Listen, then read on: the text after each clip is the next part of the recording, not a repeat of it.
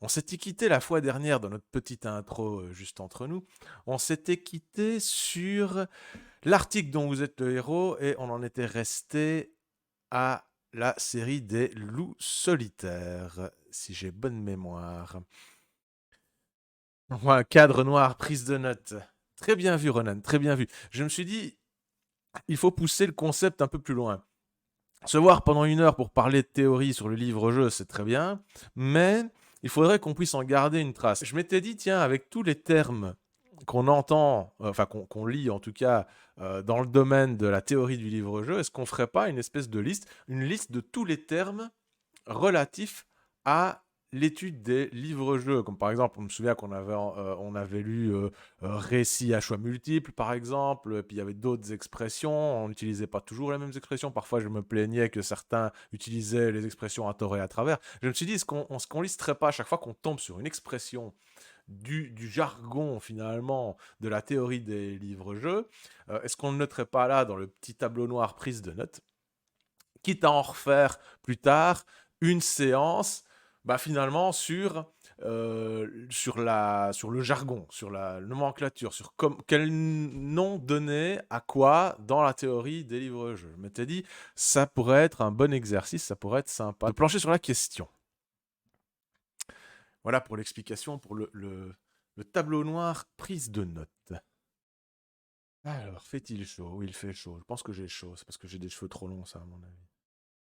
Ah, puis j'ai un gros pull. Heureusement, il y a une petite bière pour me rafraîchir le gosier. Alors, aujourd'hui, nous avons une Vulpio blonde. Voilà. 5% volume d'alcool, ça va. C'est raisonnable. Nous allons immédiatement porter cette chose à nos lèvres et boire à votre santé. Voilà. Voilà, un goût très, très bière blonde, classique, désaltérante, voilà. Il faut pas plus pour mon petit estomac fragile ces moments-ci. Tout doucement, je m'y remets, mais voilà, il faut pas plus. J'espère que vous allez bien, les gars. Aujourd'hui, pour la petite heure, pour la petite intro juste entre nous, une histoire dont vous êtes la victime. Pourquoi j'ai choisi ce titre? Partie 2 en tout cas, parce qu'on avait commencé la fois dernière. Pourquoi j'ai choisi ce titre, une histoire dont vous êtes la victime? Parce que je me dis quelque part, vu que c'est une matière en constante évolution, en construction permanente, bah, parfois on est un peu la victime de ce qu'on lit, puisque parfois on peut lire des bêtises ou des informations incomplètes, même si l'auteur est de bonne foi. Donc voilà pourquoi j'ai choisi ce titre un peu bizarre, une histoire dont vous êtes la victime. C'est aussi une référence, soit dit en passant, à ce que je vais vous montrer qui sort de ma bibliothèque, attention. Le livre dont vous êtes la victime, suivi de le livre dont vous êtes encore la victime. Je ne sais absolument pas ce que ça vaut, en termes de littérature, en termes de jeu, je ne sais absolument pas. Ce sont des aventures d'Arthur Ténor, paru chez Pocket Jeunesse. Jamais lu, mais je ne pouvais pas ne pas les avoir dans ma bibliothèque, c'est évident. Et bien entendu, nous reprendrons plus ou moins vers 20h30 avec les héritiers de Dorgan, la suite de notre aventure palpitante où nous sommes déjà morts une première fois. Nous allons donc reprendre. On en était à Loup Solitaire, on venait de lire, puisque c'était le choix que vous aviez fait, des informations sur Loup Solitaire, la très longue série qui fait une trentaine de tomes. Et à l'issue de ces informations, on vous propose soit d'en apprendre plus cette fois-ci sur Défi Fantastique, qui est un peu la série concurrente, voilà. Si on est plutôt dragon et chevalier et qu'à ce moment-là on préférerait peut-être la quête du Graal, c'est une autre série aussi qui était plus humoristique. Ou bien on peut aller se renseigner sur encore les autres collections concurrentes. Là on cite 3 mastodontes, Défi Fantastique et Loup Solitaire, surtout eux, et puis Quête du Graal qui est quand même assez célèbre, mais il en existe aussi d'autres. Alors, est-ce qu'on voudrait pas aller découvrir ces autres-là? Et si on se demande pourquoi les livres dont vous êtes le héros, malgré le succès, ont cessé de se vendre au cours des années 90, on peut alors se rendre au paragraphe 4 et en apprendre davantage sur leur déclin. Ou bien, on peut en apprendre plus sur le renouveau des livres dans notre héros. On n'a pas envie de s'apitoyer sur leur sort des années 90, on s'en fout, on est dans les années 2020, on voudrait en savoir plus sur le revival, sur le retour sur le devant de la scène des livres dont vous êtes le héros. Ou bien on peut alors retourner au début de l'article et choisir un autre embranchement que celui que nous avions pris. Donc moi je vous propose, donc il y a 1, 2, 3, 4, 5 choix, mis à part celui qui est de retourner au 1, mais j'ai pas très envie, on va dire, de me retaper toute la lecture depuis le début. Est-ce que vous voulez entendre parler de Défis Fantastiques? Est-ce que vous voulez entendre parler de la quête du Graal, choix numéro 2? Est-ce que vous voulez entendre parler des autres collections concurrentes, choix numéro 3? Ou est-ce que vous voulez entendre parler de la mort des livres-jeux dans les années 90 ou de leur retour récemment dans les années 2010? Qu'est-ce que vous préférez? Choix numéro 1, 2, 3, 4, 5. Je peux le répéter encore une fois si vous n'avez pas retenu. Donc, Défi Fantastique, choix numéro 1. Quête du Graal, choix numéro 2. Les autres séries, numéro 3. Le Déclin, numéro 4. Et le Renouveau, numéro 5. Faites votre choix. Ronan nous dit le 1, il voudrait entendre parler de Défi Fantastique. C'est un excellent choix. C'est vrai qu'on n'en parle pas assez. Alors là, on est en début de soirée, hein, évidemment, il ne faut pas trop demander au chat d'être motivé. Alors, Temujin nous dit un 4, hein, voudrait bien apprendre plus sur le déclin. C'est vrai que ça peut être intéressant aussi. C'est un sujet sur lequel il y a déjà eu certains débats et je vois déjà venir les arguments qu'on va nous sortir. Alors, on a un choix numéro 1, encore Défi Fantastique. Ah, mais oui, mais ça c'est quand on demande au chat. Le chat fait des choix de cœur. Défi Fantastique, évidemment. Ça c'est un choix de cœur. Mais je pense qu'après Défi Fantastique, on pourrait revenir sur le choix du déclin. Je pense que ça tourne en rond comme ça, l'article. Je pense bien. Eh bien, je pense qu'on va en rester là pour le vote. On va clôturer. Il y a donc deux votes pour Défi Fantastique. Nous allons nous y rendre gaiement au 15. La série Défi Fantastique, on a une petite mosaïque avec plein de couvertures des premières éditions britanniques. Après le succès du Sorcier de la Montagne de Feu, la collection Fighting Fantasy ou Défi Fantastique est lancée. Zagor, Balthus, Volguera, Stromo, Zambar, peut-être ces noms vous évoquent-ils de lointains souvenirs. Si c'est le cas, c'est probablement parce que vous avez parcouru il y a maintenant quelques années les ouvrages de la série Fighting Fantasy ou Défi Fantastique en français. En août 1982, le succès du Sorcier de la Montagne de Feu est tel qu'il est inconcevable pour l'éditeur Puffin Books de ne pas créer une suite. Le Sorcier de la Montagne de Feu a bien marché, mais on ignorait à quel point se remémorait Ian Livingstone en 2014 lors d'une conférence donnée lors du premier Fighting Fantasy Fest. Le festival... Oula, qu'est-ce que toutes ces virgules qui s'enchaînent, on ne comprend plus la phrase. Le festival consacré au livre... le Sorcier de la Montagne de Feu a bien marché, mais on ignorait à quel point se remémorait Ian Livingstone. Aucun intérêt à ces citations, parce qu'elles t'embrouillent. Toujours est-il que le boss de Puffin Books nous invite à déjeuner, et il nous demande, c'est toujours Ian Livingstone qui parle, il nous demande 2 autres livres qu'on doit livrer en un mois. La seule façon de s'en sortir, c'est que moi j'en fasse un et Steve Jackson un autre. C'est ainsi qu'on a cessé de travailler ensemble.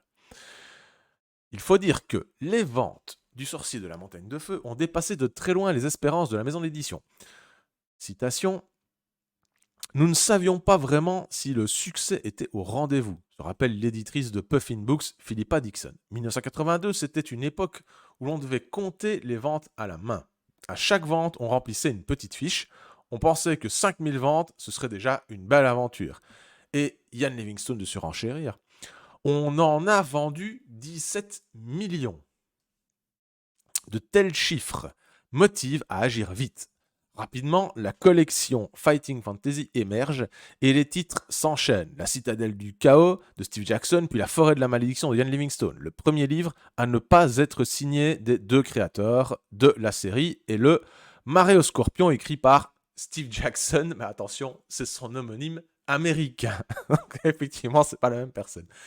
À l'apogée, on a imprimé 80 000 exemplaires pour une première édition, on se souvient Philippa Dixon. À l'époque, pour la littérature jeunesse, vendre 3000 exemplaires, c'est déjà un énorme succès. Les livres dont vous êtes le héros n'échappent d'ailleurs pas à la panique morale qui, au milieu des années 80, associe jeux de rôle et culte satanique. Un homme qui avait lu Le sorcier de la montagne de feu avait vu le diable, relate l'éditrice Géraldine Cook. Un autre avait eu des stigmates en lisant le livre, mais ceux-ci avaient mystérieusement disparu après qu'il l'a lâché. Un autre prétend avoir vu le livre léviter. Un prêtre est même venu s'enchaîner aux portes de Puffin Books en disant qu'il ne partirait que lorsque le livre serait retiré de la vente. Celle-là, je la connaissais pas. C'est vrai qu'on parle beaucoup des anecdotes sur les prétendus liens avec le satanisme par rapport aux jeux de rôle, par exemple. On a le même coup avec le métal extrême, évidemment, dans la musique. Mais dans les livres dont vous êtes le héros, c'est vrai que c'est un sujet qui est nettement moins connu. Et fait référence aux années 80, c'est surtout aux États-Unis qu'en fait, qu'il y avait eu ces incidents. En France, c'est plutôt arrivé dans la fin des années 90. Et ça, le monde du jeu de rôle français, en tout cas, on a beaucoup souffert. Mais ces événements-là, comme c'est des Britanniques ici, ils font référence sûrement à ce qui s'était passé aux États-Unis. Qui avait un peu ennuyé Donjons et Dragons à l'époque. De fait, la collection Fighting Fantasy bénéficie déjà d'un bouche à oreille très efficace que corroborent les chiffres de vente. Avec une production aussi importante, les premiers livres dont vous êtes le héros s'éloignent assez rapidement de la fantasy dès le 4e volume. La galaxie tragique flirte avec la science-fiction. Le manoir de l'enfer propose une aventure plus horrifique et rendez-vous avec la MORT permet aux joueurs de rencontrer des super-héros. Il n'y en aura quand même pas beaucoup, hein. Le combattant de l'autoroute, on voit ça dans les couvertures proposées ici, le mercenaire de l'espace. Il y en a une petite dizaine, quoi. Il en faut pour tous les goûts, au risque de créer un univers sans queue ni tête, mais le rythme de parution effréné a pour fâcheuse conséquence de rendre l'univers dans lequel se déroulent les différentes aventures difficile à appréhender. Il faut attendre quelques années et l'adaptation de Fighting Fantasy en jeu de rôle, la boucle est bouclée, pour que l'univers appelé Titan fasse enfin un peu de sens. C'est devenu un univers consistant au bout de quelques années, vous fait remarquer Florent Haro, directeur des éditions Scriptarium et spécialiste du monde de Titan. Mais je ne suis pas certain, dit-il, que les lecteurs de la série, pour la plupart, aient réellement conscience de la cohérence de l'univers. Y aurait-il une cohérence dans le patchwork incohérent? Nous allons voir. La grande force de la collection Fighting Fantasy, en effet, reste d'avoir fait de chaque ouvrage un one-shot. Presque, mais on va dire ça. En prenant n'importe quel livre au hasard, le joueur peut vivre une aventure épique, ça c'est vrai, sans se demander s'il a raté un événement important dans un ouvrage précédent. C'est d'ailleurs certainement en partie dans cette facilité pratique que réside le succès de cette collection qui reste encore à ce jour la plus vendue au monde. Ces résultats exceptionnels n'empêcheront pourtant pas l'éditeur Puffin Books d'arrêter brusquement la série alors qu'elle atteint les 59 tomes en 1995. Ce qui n'aura pas été le cas de Gallimard, qui même, s'il va réduire sa collection à peau de chagrin, il va continuer sans interrompre de diffuser, de republier des livres dont vous êtes le héros. Ça, c'est super important. Donc en 95, tout s'arrête chez Puffin, quoi. Les Britanniques, le monde anglophone connaît une hécatombe au niveau des livres-jeux. Impossible de ne pas mentionner. Là, c'est les choix qui vont vous être proposés. Impossible de ne pas mentionner au sein de la collection Fighting Fantasy la série Sorcellerie. Bah, c'était une sous-série, enfin pas une sous-série, mais c'était une série qui se passait dans le même univers. Voilà. Plus mature, plus complexe, tous les auteurs de livres dont vous êtes le héros la citent avec admiration. Si vous souhaitez en apprendre plus à son sujet, rendez-vous au 16. Donc premier choix, on a déjà la série Sorcellerie. Si vous demandez pourquoi les livres-jeux, malgré leur succès, ont soudainement cessé d'être vendus, on pourrait faire un clin d'œil à Temujin et dire qu'on va se rendre au 4. Hein. Si vous êtes d'accord, on pourrait proposer, c'était un choix précédent, on pourrait ici se rendre au 4 pour en savoir plus sur le déclin. C'est quand même assez mystérieux cette histoire. En France, ce sont les éditions Gallimard qui ont les premières repéré et édité les livres dont vous êtes le héros. Si vous souhaitez en apprendre plus sur le sujet, filez en 17. Donc là, on pourra en apprendre plus sur Gallimard. Et de nouveau, on nous propose de retourner au paragraphe 1. Alors, il y a des choix supplémentaires. Bah oui, c'est les choix de tout à l'heure. C'est Loup solitaire, on en vient, La quête du Graal et les autres collections, quoi. Donc, est-ce que tout le monde est d'accord pour qu'on aille se rendre au 4, ainsi que tout le monde soit satisfait de ses choix? Salut Sam, comment tu vas?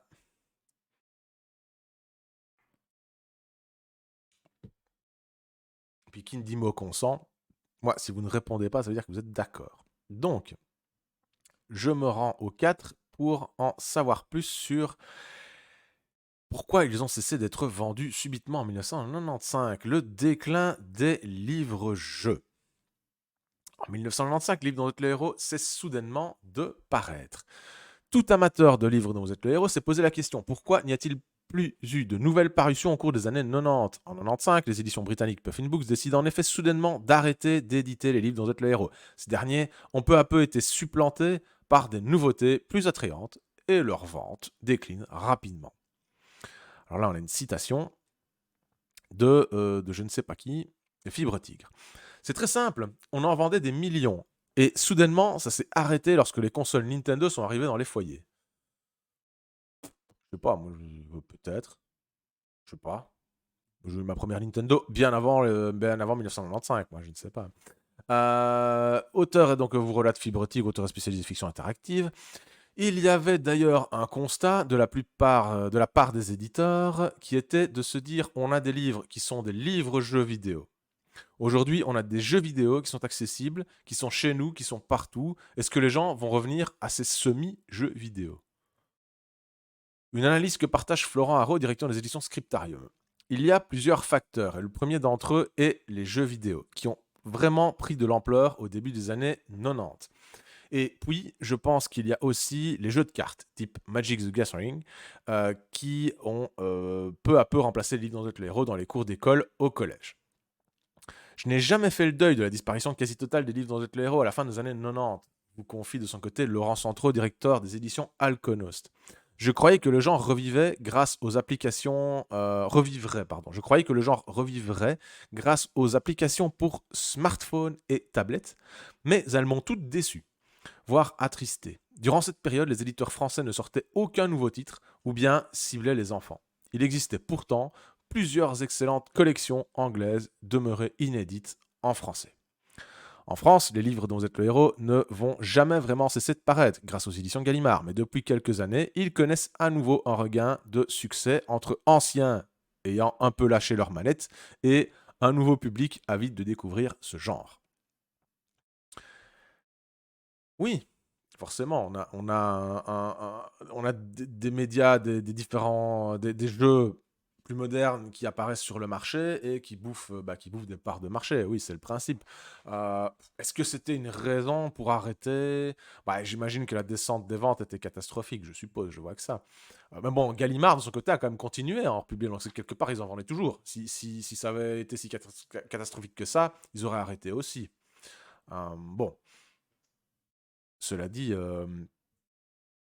que peut-on faire contre ça? Les jeux vidéo, les jeux de cartes, c'est sûr. Moi, j'y ai joué aussi, hein, j'ai joué aux jeux vidéo. J'ai joué à Magic. Bah, c'est pas pour autant que j'ai arrêté les Livres dans le héros, parce que moi, je les ai découverts, les Livres dans le héros. Disons que j'ai plongé dedans de manière plus significative au début des années 90, en 93, pour être précis. J'avais déjà une console, je jouais déjà pas mal aux jeux vidéo. Et j'ai découvert le Magic 2 années plus tard, je pense. Bah, ça m'a pas empêché de continuer les livres-jeux. Je sais pas vous, votre expérience, si de votre côté vous avez eu aussi un moment de creux peut-être, où vous êtes désintéressé des livres-jeux, ou bien si vous avez toujours été à fond dedans. Je sais pas, qu'est-ce que vous avez à dire là-dessus dans le chat. C'est quoi votre expérience avec les vidéos de l'éclaireur? Est-ce que vous en avez toujours lu? Est-ce que vous avez eu une passe, vous avez préféré autre chose, ou est-ce que vous en avez jamais lu? Vous êtes tombé là par hasard et vous demandez ce qu'on raconte? Pendant que pendant qu'on prépare la suite, si vous avez des choses à déclarer là-dessus, toute information est la bienvenue. Alors, Sam nous dit qu'il s'en est désintéressé parce qu'on n'en trouvait plus ou difficilement. Ah oui. Moi, j'ai souvenir qu'effectivement, on en trouvait de moins en moins, c'est vrai. Mais déjà, quand j'ai commencé à les lire vraiment et à les acheter par moi-même, bah, c'était déjà dans le déclin. C'était vraiment dans la période qu'on nous dit ici, 93. J'étais en plein dans le déclin. Donc finalement, j'ai vécu les dernières heures des livres dont vous êtes le héros. J'étais trop jeune avant. Je connaissais déjà, mais je ne comprenais rien. Alors, qu'est-ce qu'on a comme choix après cela? Donc, on peut en apprendre plus sur les séries fantastiques. On l'a fait, donc ça, on élimine. On peut en savoir plus sur le renouvellement des livres-jeux. Keltir nous dit qu'il est passé au jeu de rôle grâce à la série Terre de légende. Ah bah voilà. Moi, j'ai commencé le jeu de rôle aussi quelques années plus tard. Je vais pas arrêter pour autant de lire des livres dont d'être le héros, mais disons que j'en lisais de moins en moins, ça c'est vrai. Mais c'est vrai que c'est quand même lié au fait que je faisais de plus en plus de jeux de rôle. J'ai lu de moins en moins de livres dont d'être le héros à mesure que je faisais de plus en plus de jeux de rôle. Ça c'est vrai. Si devait y avoir un concurrent dans mon histoire de vie, c'est le jeu de rôle, plus que toute autre chose. C'est pas Magic, c'est pas les jeux vidéo, non, c'est clairement le jeu de rôle. Mais ça, c'est mon histoire à moi, c'est pas les chiffres de vente de Puffin Books. Alors, on peut faire quoi? On peut lire, donc en savoir plus sur les éditions Gallimard. Pourquoi est-ce qu'ils ont été les seuls, c'est les seuls éditeurs du monde entier à avoir continué à éditer des livres-jeux au-delà de 95. Pourquoi est-ce que Gallimard a continué? C'est pas tellement pourquoi, ouais, est-ce qu'on veut en savoir plus sur Gallimard tout court? Est-ce qu'on veut en savoir plus sur le renouvellement? Voilà, c'est les deux choix qu'on a. Gallimard ou le renouvellement? Qu'est-ce qui vous botte le plus? Peut-être qu'on touche tout doucement à la fin de cet article. On va enfin pouvoir le clôturer.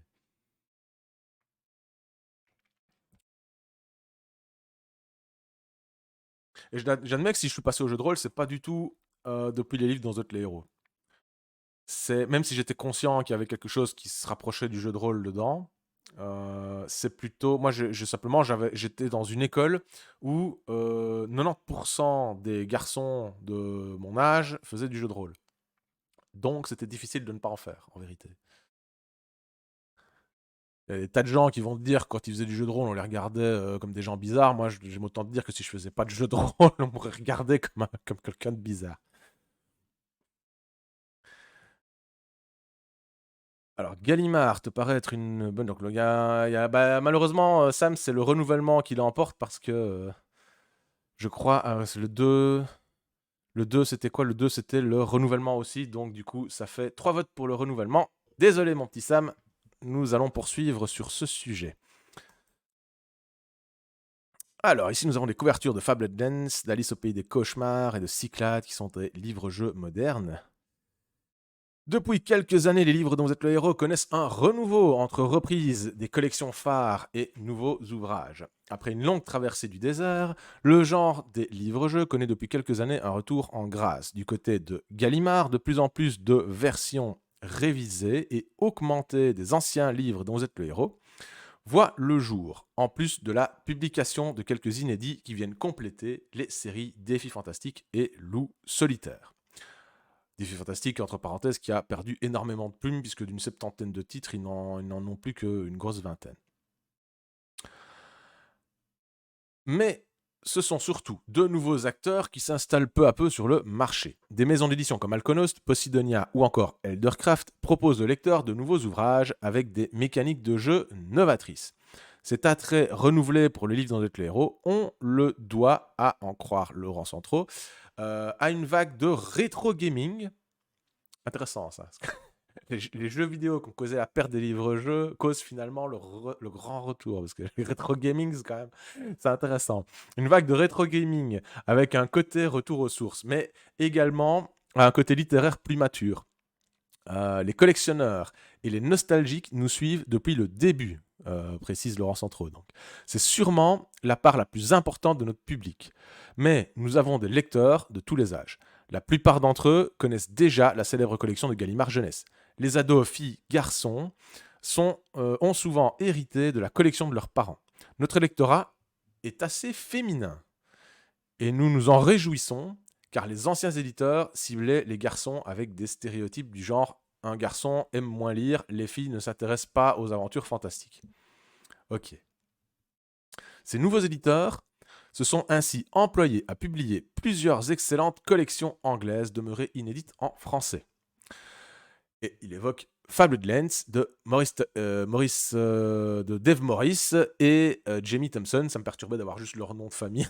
dans l'article, un ensemble de livres dont vous êtes le héros, avec un univers dit bac à sable, où le héros est libre de se déplacer d'un tome à l'autre. Ouais, c'est genre, tu as la collection, tu as 3 tomes par exemple de la collection, et en fait, tu peux aller du tome 1 au tome 3, parce que là, on te dit, ah, tu es dans la région du bidule, est-ce que tu veux aller explorer ceci, cela? Alors, on t'envoie carrément à un autre bouquin. Bon, il y a du pour et du contre hein, de ce genre de truc.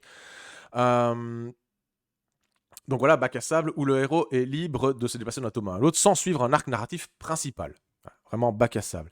C'est la seule expérience qui permet au lecteur-joueur de construire petit à petit un héros, non pas selon ses envies en début de partie, mais selon ses actions.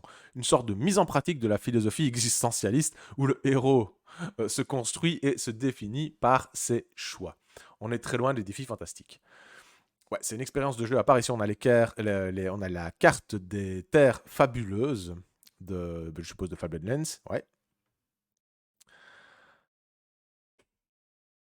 Je n'ai jamais essayé, donc ils sont édités pour la première fois actuellement chez Alconost. Dave Morris, donc c'est l'auteur prolifique qui a créé, qui a écrit les Dragons d'Or, par exemple, ou la série Destin, hein, que vous connaissez très probablement. Donc cette nouvelle maison d'édition publie également Les Contes tordus de Jonathan Green. Là, encore un grand auteur dont on va reparler, ça. Également auteur de plusieurs défis fantastiques. Alors, les contes tordus, c'est quoi? Donc, ils détournent les contes et légendes célèbres tels Alice, le magicien d'Oz ou encore Dracula, afin d'en faire des livres dont vous êtes le héros steampunk et fantasque. Nous n'étions pas du tout... nous n'éditons pas du tout notre catalogue. Ouh là là, je ne lis pas bien. Bon, j'agrandis un peu ma page, c'est peut-être dû au fait que ma vue est en train de baisser de plus en plus. Je reprends. Nous n'éditons pas tout. Notre catalogue ne contient que des pépites qui se démarquent des poids lourds, vous précise Laurent Centraux, donc Alconost. Et nos ouvrages sont garantis sans quête, comme Tuer le sorcier, avec une structure porte-monstre trésor, très fréquent dans les années 1990. Ça ne les empêche pas d'éditer du Diane Retry, comme Le secret des Alaris, par exemple. On va pas être médisant. Parmi les nouvelles publications, les éditions Alconost ont mis un point d'honneur à copublier avec Posidonia des auteurs francophones. C'est vrai que quand on regarde un bouquin de chez Posidonia et qu'on met à côté un bouquin de chez Alconost, ils ont observé même une même charte graphique. Je vais vous montrer ça. Vous voyez ici la tranche, le dos, pardon. Voilà, c'est un bouquin de Posidonia et l'autre d'Alconost. Sachant que celui de Posidonia a les deux logos d'ailleurs, c'est une coproduction, mais ils coproduisent régulièrement. Et je crois que pour les collectionneurs, ça fait plaisir d'avoir une certaine uniformité, donc les bouquins ont la même taille. Voilà, il y a une uniformité dans la gamme, dans les collections. Alors, parmi les nouvelles publications, les éditions Alconost ont mis un point d'honneur à copublier donc avec la maison Posidonia les auteurs francophones. Ces derniers, notamment récompensés du prix Yastromo, décerné chaque année aux meilleurs livres dont vous êtes le héros amateur, sont regroupés dans la collection Littéraction. Sur bien des aspects, ces auteurs surpassent les maîtres de l'âge d'or, vous confie Laurent Centraux avant d'évoquer Fleurir en hiver de Romain Baudry, un roman qui se joue sans règles, ça veut dire sans jet de dés, ça veut pas dire qu'il n'y a pas des règles, et avec une intrigue aux petits oignons. En général, on confond sans règles et sans hasard. C'est pas la même chose.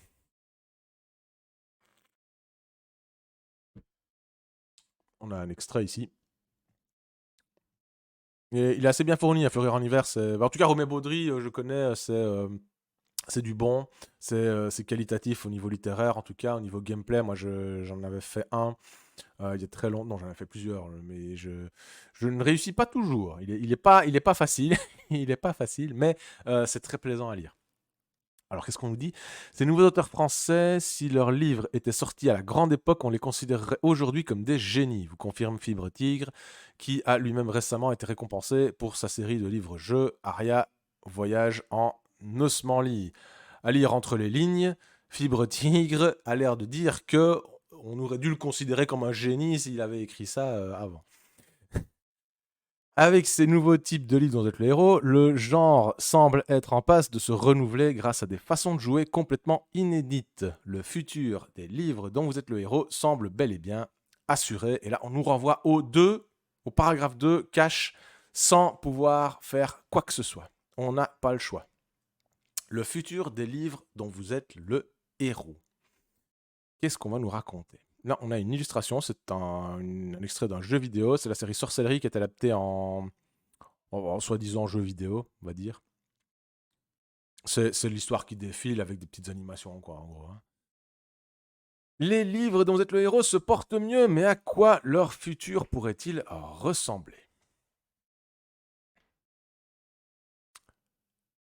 Depuis le succès du Sorcier de la Montagne de Feu au début des années 80, les récits non linéaires... Ah, ça y est, je vais me servir de mon petit tableau, mon petit tableau noir, là. Je vais l'afficher là, voilà, prise de notes. Alors, nous avons comme premier terme recensé, alors, récit non linéaire, celui-là il est bien, récit non linéaire. Ensuite, il y a un florilège là. Donc, récit ou littérature non linéaire. Déjà, est-ce que c'est pareil? Les récits ou littérature non linéaire. Et après, c'est quoi? C'est récit interactif. Est-ce qu'il y en a encore un autre? Pas pour le moment. Hop, voilà. On a commencé notre petite prise de notes. Alors. Donc, depuis le succès du Sorcier de la Montagne de Feu au début des années 80, les récits non linéaires ou récits interactifs se sont déclinés sous de nombreux autres formats. Aujourd'hui, la littérature non linéaire, c'est le jeu vidéo. Elle surpasse en termes de vente, en termes de chiffre d'affaires, n'importe quel secteur d'activité. En vérité, cela n'a rien de surprenant. Après tout, les premiers jeux vidéo étaient finalement très proches dans leur construction. Les jeux vidéo étaient finalement très proches dans leur construction des livres dont vous êtes le héros. L'un des tout premiers jeux vidéo à texte, Colossal Cave Adventure sorti en 75, ressemble à s'y méprendre à un livre-jeu. Seule différence, plutôt que de choisir un paragraphe numéroté, le joueur entre une commande comme ouvrir la porte ou encore aller au sud pour passer d'un paragraphe à un autre. C'était les jeux textuels, quoi, effectivement, qui sont nés finalement en même temps que Donjons et Dragons, quoi. C'est à la même époque. Et c'est vrai qu'il y a une histoire commune avec le livre dont vous êtes le héros. C'est d'ailleurs à peu près ce que j'explique dans l'article que j'ai écrit pour le prochain numéro du Marteau de l'Enclume sur les connexions entre jeux de rôle et livre-jeu. Est-ce vraiment une surprise? Si Ian Livingstone, après avoir rédigé une palanquée de défis fantastiques, est devenu directeur du studio Eidos Interactive, où il a notamment supervisé le développement de l'intégralité de la licence Tomb Raider. La porosité entre jeux vidéo et livre-jeu est évidente. On retrouve dans Tomb Raider des éléments du Sorcier de la Montagne de Feu en termes de structure narrative abstraite. Vous confie d'ailleurs Fibre Tigre. Le premier livre dont vous êtes le héros a d'ailleurs bénéficié de sa propre adaptation en jeu vidéo, bien sûr. Et là, on voit une illustration du garde qui nous attend patiemment, l'orque. C'est ça, l'orque en armure de cuir, à son poste de garde dans le Sorcier de la Montagne de Feu. L'immense point commun entre jeux vidéo et livres dont vous êtes le héros, c'est l'interactivité. Estime de son côté Aurélie Preliasco, directrice littéraire chez Gallimard Jeunesse. L'interactivité, je vais noter aussi celui-là, parce qu'il a l'air de rien ce mot, c'est un mot passe-partout, c'est un mot qu'on utiliserait tous les jours pour désigner tout et n'importe quoi, mais il a quand même du sens et je vais le noter. Et alors, il y avait une autre expression tout à l'heure qui me plaisait bien aussi, ça m'a fait réfléchir, ça m'a rappelé ce qu'on avait eu l'autre fois. On parle de porosité entre les jeux vidéo et les livres-jeux. Ça, je vais le copier-coller. La porosité. Moi, ça me rappelle ce qu'on avait eu une fois, je ne sais pas si vous vous souvenez. On lisait l'entête d'un article scientifique qui parlait de... quasiment de... C'était quoi le terme employé? C'était pas reproduction, c'est comme si le livre-jeu, les jeux vidéo devaient copuler. Il y avait une tournure de phrase qui était comme ça. Ça me rappelle un peu la fécondation. C'était la fécondation réciproque. La fécondation réciproque. ça, ça me rappelle ça. Porosité. On va analyser un jour tous ces termes qu'on utilise, d'avoir où ça nous mène. Ça va être rigolo. Donc, les points communs, bah oui. Le point commun, donc, ce serait l'interactivité. Mais c'est finalement, donc c'est toujours Aurélie Prégasco, la directrice littéraire Gallimard Jeunesse, qui continue. Donc, mais c'est finalement une disposition très différente de faire un jeu vidéo et de se plonger dans un univers dont vous êtes le héros. Je me demande même dans quelle mesure dorénavant le jeu vidéo ne permet pas d'attirer au contraire vers les livres dont vous êtes le héros. Ouais, fantastique ça quand même. Il y a eu le même retour. On disait à un moment donné, World of Warcraft a tué Donjons et Dragons, on fera plus de jeux de rôle. Ouais, évidemment, c'était de la merde. Mais c'est vrai que le jeu de rôle a connu une période creuse, mais c'était pas forcément que pour des histoires de vente. Et puis finalement, on s'est rendu compte que non seulement World of Warcraft n'avait pas tué le jeu de rôle, mais qu'il l'avait nourri. Parce qu'on a eu Donjons et Dragons 4ème édition qui est arrivée avec une foultitude de points communs avec le jeu vidéo. Ils allaient même jusqu'à parler de tank et de DPS dans les règles. Ça, Alors que oui, le concept, forcément, c'est Donjons et Dragons qui a inventé ce concept, mais il n'était jamais formulé comme ça, comme dans les jeux vidéo que tout le monde connaît, quoi. Et il y a vraiment eu cette porosité, là, entre le jeu vidéo, le MMORPG et Donjons et Dragons, qui s'est révélé au grand jour. Ça n'a vraiment pas plu à tout le monde. Ça n'a vraiment pas plu à tout le monde. Et pourtant, ça a fait vachement du bien, parce que des gamers se sont finalement tournés vers le jeu de rôle, et ça a fait découvrir le jeu de rôle. Alors c'est certes peut-être pas la meilleure édition de jeu de rôle de Donjons et Dragons 4. Moi c'est celle que je préfère, mais moi j'ai des goûts bizarres pas comme tout le monde, donc forcément. Mais voilà, au moins je pense que cette période-là a eu le mérite de favoriser cette porosité des publics, des rôlistes et des gamers.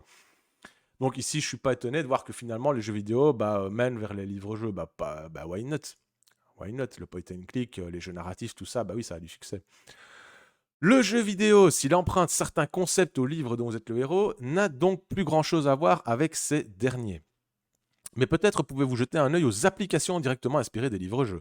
Celles qui tentent de les adapter directement laissent néanmoins un goût d'inachevé. Là, on a une citation, encore de Laurent Centraux. Les applications, très confortables pour la gestion de la feuille de personnage, ont la fâcheuse habitude d'empêcher la triche. Vous fait remarquer Laurent Centraux, le directeur des éditions. Ok. Impossible de s'arroger une victoire automatique au combat, par exemple. Pire, la plupart ne proposent pas le retour en arrière. Imaginez même un roman normal dans lequel on empêcherait le lecteur de revenir en arrière. C'est très frustrant. Bah oui, fait référence au fait qu'on a le bouquin là dans les mains. On fait ce qu'on veut avec le bouquin. Si on a envie, on est presque dans les lois du lecteur de Daniel Pénac. Là. Si j'ai envie de relire, si j'ai pas envie de lire, si j'ai envie de sauter des pages, si j'ai envie de tricher, je triche, quoi. Je reviens. Et voilà. Effectivement, c'est frustrant. Toutes ne sont pas cependant à bannir. L'application Lifeline, par exemple, fait un pas de côté nécessaire et réinvente les règles du jeu. Le joueur n'est plus le héros, mais il devient le seul contact radio d'un pauvre spationaute échoué sur une planète hostile. Allié au personnage principal, il lui faut l'aider à se sortir de cette situation désespérée. Mais peut-on vraiment parler en ce cas d'une application dont vous êtes le héros? Les jeux vidéo, il faut bien l'admettre, ont largement supplanté les livres dont vous êtes le héros, mais pas au point de les enterrer, ni même de les remplacer. Ben non. Mais non, c'est comme tous ceux qui disent les livres électroniques vont remplacer les livres papier. C'est de la merde. C'est de la merde, ça n'arrivera pas. Ça ne peut pas arriver. Parce qu'il y aura toujours des gens pour aimer le papier. Et ça se vérifie. En plus, les livres électroniques, ils coûtent affreusement cher proportionnellement à ce qu'ils représentent en termes de... Je sais pas, j'achète un PDF à 10 euros, moi, des fois, entre la version papier et la version PDF, j'achète la version papier parce qu'il n'y a que 5 euros de différence. Quoi. Ça me sidère.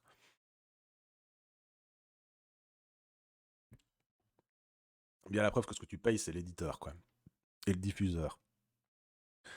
Alors, là, il y a un extrait de cette fameuse application, je suppose, avec le spationaute. Là. On voit des petits avatars de spationautes qui parlent comme dans un chat. Et on parle avec quelqu'un qui a une silhouette qui est brouillée dans un écran télé qui aurait une mauvaise retransmission. Là. Et on peut choisir entre répondre je ne suis pas pompier, dis-moi ce qu'il te faut. Ça a l'air drôle. Ah, j'ai raté l'entrée de Grunter, désolé. Désolé.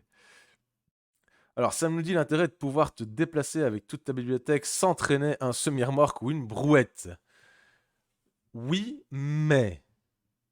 Mais qu'est-ce que tu fais de l'ambiance? Comment je pourrais avoir ce décor derrière moi si j'avais pas des livres papier? Tu veux que je mette mon bureau, mon bureau d'ordinateur avec mes petits dossiers, mais non, ça va pas, ça va pas. Non, rien ne remplacera jamais le livre papier et tous les collectionneurs vous le diront. Et toutes les imitations de livres dans les héros n'ont pas le même succès. Le cinéma n'a pas échappé à la tentation de s'essayer à la fiction interactive, on en a parlé. Des expériences comme Black Mirror ou l'adaptation de Man vs Wild, intitulé You vs Wild, ont prouvé que la notion de choix pouvait se décliner, y compris dans des films ou des documentaires, sans pour autant offrir un résultat véritablement concluant. Finalement, ce qui semble s'approcher le plus des livres dont vous êtes le héros reste encore la déclinaison en livre des escape games, ces jeux d'énigmes en équipe qui consistent à sortir le plus vite possible d'une salle close. À nos yeux, c'est aussi une déclinaison de l'escape room, tout simplement, quoi. C'est plus dans ce sens-là, quoi. À nos yeux, la partie ludique des escapes rend l'immersion. Ça, c'est Laurent Centreux qui dit. Il n'y a pas vraiment de roman, même si ces livres ont du succès. Je pense pareil. C'est ce qu'on disait quand on a testé avec Sam le donjon Escape the Dark Castle, qui se prétend narratif, jeu d'ambiance, etc. Et où on se disait, bon, finalement, où est l'ambiance? On s'est amusé, on a joué à deux, on a fait ça pour le stream, c'était fun, mais t'es tout seul face à ça. Il y en a qui aiment. Il y en a qui aiment parce qu'ils aiment jouer seul, peut-être. Moi, c'est vrai que je suis pas un fan de jouer seul. Même un jeu vidéo, j'aime bien être accompagné. Même si c'est un jeu vidéo où je joue seul, j'aime bien qu'il y ait quelqu'un à côté de moi pour me regarder jouer. Mais est-ce que c'est vraiment du livre-jeu? Est-ce que c'est vraiment ça? Est-ce que c'est vraiment de l'interaction narrative? Est-ce qu'il suffit de me poser un petit texte d'ambiance? Sur les cartes magiques, il y avait un texte d'ambiance aussi, quoi. C'est pas pour autant que ça devenait un jeu narratif ou un jeu d'ambiance ou un ersatz de livre dans d'autres héros ou je ne sais quoi. Les escape games, non, c'est pas des livres dans héros. C'est peut-être des livres-jeux, il faut encore voir ce qu'on met dans le mot fourre-tout livre-jeu. Ça, c'est un truc aussi qu'on peut se noter. L'expression canonique livre-jeu, finalement, c'est quoi? Parce que vous parlez de livre-jeu à un bibliothécaire ou à un collectionneur de livres dans d'autres héros, ils vont pas vous donner la même définition. Vous parlez de livre-jeu à un bibliothécaire, il va vous sortir une collection de livres à toucher, à manipuler par des enfants.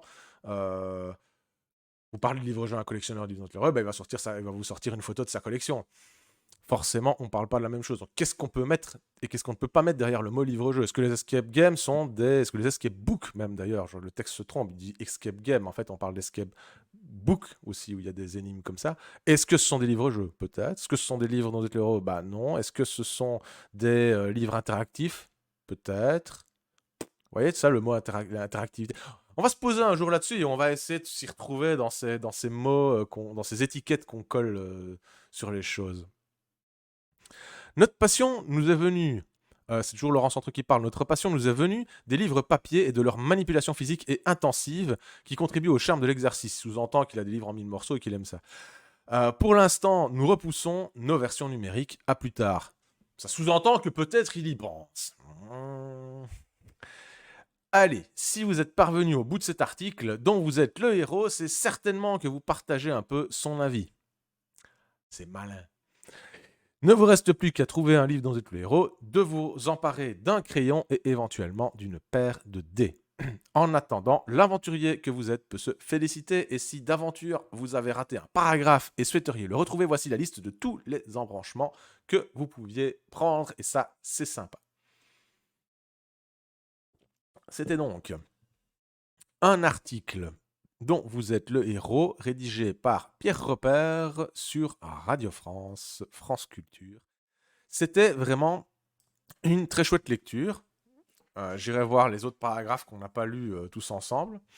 Et ouais, c'était vraiment une chouette lecture. Alors, je vais lire un peu ce qu'on raconte dans le chat.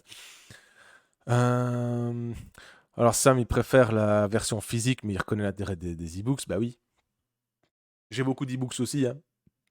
J'ai beaucoup d'e-books aussi, mais mes collections, je ne me satisferai pas d'un e-book. Les bouquins que j'ai pas en dur, forte chance que j'ai une version PDF qui traîne quelque part, mais je m'en fous. C'est juste au besoin, ou si j'en ai besoin pour une étude, par exemple, pour écrire un article ou quoi, j'ai un truc sous la main pour m'y référer, mais je veux le papier, je veux le livre dans ma bibliothèque. Alors, Grenter, j'ai fait une escape room pour la première fois récemment, j'ai beaucoup apprécié, ça m'a rappelé des jeux comme Myst, mais l'aspect réel des énigmes apporte beaucoup, je trouve. Bah oui, moi j'ai jamais fait l'escape room, ça me tente pas, parce que bon, simplement c'est pas mon style, quoi, j'ai rien contre le concept du tout. Ou peut-être qu'un jour j'en ferai, hein, on sait jamais, hein. Mais ouais, bah oui, tout ça c'est décliné. Les escape room, il y a des escape games sous forme de jeux de société. Jeux de société, c'est là qu'on en parlait. Est-ce que c'est du jeu de société narratif? Est-ce qu'on est dans quelque chose qui se rapproche du dans Vous êtes l'heureux, ou est-ce qu'on est dans une espèce de truc hybride qui marche pas très bien? Euh, Ça, voilà. C'est un genre de jeu en soi. Il y a des amateurs de ça. Mais je pense qu'il faut pas mélanger. Il y a des points communs, c'est certain, mais je pense qu'il faut pas tout mélanger. Alors après, il y a les escape books. Je me souviens au début que ça sortait, les escape books, ça dans le groupe Facebook, un livre dans notre héros. Là, les gens se demandaient: Hé les gars, j'ai trouvé ça au magasin. Est-ce que c'est un livre dans notre héros? Bah, je sais pas, c'est un escape book. Ouvre-le. Qu'est-ce qu'il y a dedans? Bah oui, c'est ça tout le travail de définition et quasi scientifique des différents termes du jargon qu'on peut utiliser pour en parler. Parce que quand on veut parler d'un sujet, ça me semble important d'avoir des mots qui désignent des choses précises qui suscitent une même image mentale chez la plupart des gens. Donc pour ça, il faut définir le mot en avant. Si moi je vous parle de livre-jeu et que vous imaginez un escape book et que moi pas, bah ça pose problème quand on en parle. Donc forcément, ça peut être pas mal de faire un peu le ménage là-dedans et d'en parler. Ah, je dis un ninja, salut. J'ai vu une BD de Exit, tu dois déchirer des pages. Oui, j'ai vu ça. J'ai vu ça. Je me suis dit, mais non, j'en achète deux, attends, je n'ai pas envie de déchirer les pages. Une pour déchirer les pages, une pour mettre dans la collection, quoi. Qu'est-ce que c'est que ça? Déchirer les pages, quoi, non, quelle horreur. On peut la trouver, peut-être ça. C'est comment, c'est BD Exit, tu dis? Je crois que j'ai vu ça sur Livre-Jeu, sur la chaîne YouTube de Livre-Jeu. Exit BD, La Dame de la Brume, chez Black Book Édition. Ouais, c'est ça. Édité chez Yellow. Ils font des bons trucs, Yellow, en général. En quelques mots, Exit est un jeu qui reprend des sensations des escape games. Muni d'indices, de matériel et d'un décodeur, vous aurez pour mission de sortir du jeu le plus rapidement possible. Ah, durer 3 heures quand même. Ouais, compte 6 heures, quoi, alors. 10 ans et plus, jouer tout seul. Ils aiment bien faire des jeux. C'est la mode en ce moment, les jeux à jouer seul. On a aussi j'ai oublié le titre, mais c'est vraiment un scénario de jeu de rôle, donjon à faire tout seul. J'oublie toujours le titre. Je crois qu'il y a 4 dans le titre. Je ne sais plus quoi. Les 4 quelque chose. Euh, ouais, faut aimer ça, quoi. Ça existe depuis longtemps, hein. Tunnel et Troll avait fait ça à l'époque de Donjons et Dragons. Tunnel et Troll, c'était un des premiers concurrents de Donjons et Dragons dans les années 70. Ils avaient déjà sorti Buffalo Castle. C'était un des premiers. C'était le premier d'une série de scénarios solitaires. Et en fait, c'est pas un livre dans The Héros, c'est pas une aventure où tu te dis je vais lire et puis je vais faire des choix. Si, c'est ça, mais en fait, c'est le jeu de rôle avec ses règles qui est transposé dans un scénario qui permet au maître de jeu ou au joueur de s'entraîner, de jouer tout seul. Mais il joue avec le bouquin de règles de base. Si t'as pas le bouquin de règles de base de Tunnel et Troll, bah, tu savais pas faire Buffalo Castle. Donc, quelque part, encore une fois, est-ce que c'est un livre dans le Est-ce que c'est un livre-jeu? Est-ce que c'est pas simplement un scénario en solitaire? Est-ce qu'il faudrait pas appeler les choses comme elles sont plutôt que de laisser traîner des idées de sous-entente qu'il y a des liens? Il y a des liens, mais est-ce que les liens ne sont pas plutôt au niveau narratologique, au niveau structure de récit, et pas spécialement au niveau finalement, au niveau de la finalité? Est-ce que c'est la même finalité? Est-ce que c'est le même... Je sais pas. C'est des questions à se poser. C'est des questions à se poser. C'est des questions à se poser. La mode Legacy, tu crois, toi? Ah oui. On m'a offert, nous dit Ronan, le jeu de rôle Les Brumes. Oui, ça me dit quelque chose. Avec une partie jouable en solo. A priori, un peu comme les livres dans d'autres héros, je n'ai pas encore essayé. Mais ça arrive. Encore une fois, Dans un jeu de rôle, on peut avoir un petit livre-jeu. D'ailleurs, Défi Fantastique l'avait fait dans Créature de Titan, le bestiaire. On a deux aventures, mais là, ce sont des vraies mini-aventures, des aventures dont vous êtes le héros. Et parfois, on peut effectivement peut-être avoir des scénarios à jouer en solitaire. À ce moment-là, peut-être qu'ils ont des règles.